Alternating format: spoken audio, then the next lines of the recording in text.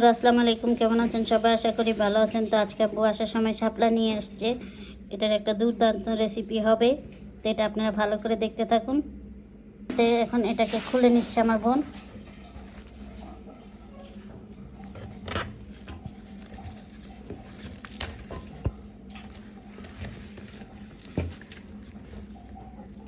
এটার শাপলাগুলো কি সুন্দর আছে।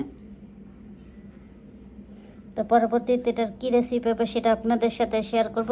আমরা এখন শাপলা রান্না করার জন্য একটা কড়াইতে তেল দিয়ে দিল। এখন ফোড়নের জন্য কিছুটা পেঁয়াজ কাঁচামরিচ দিয়ে দিল।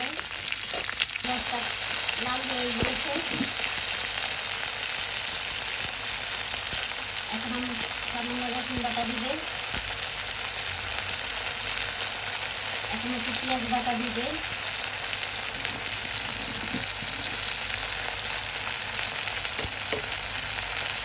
এখন একটু সামান্য স্বাদ অনুযায়ী লবণ দিয়ে দিচ্ছে।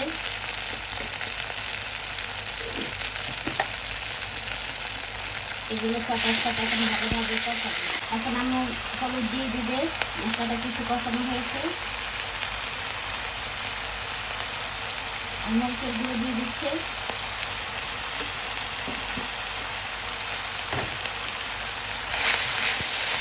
পানি দিয়ে দিচ্ছি।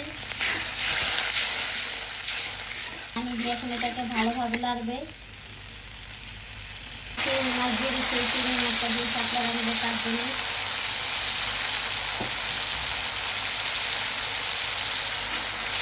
ভালো করে মশলাটা কষিয়ে নেবে।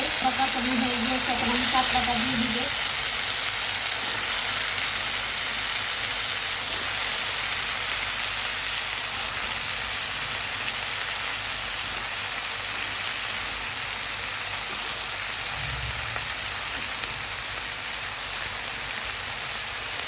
এটা শাপলাটা দিয়ে দিল।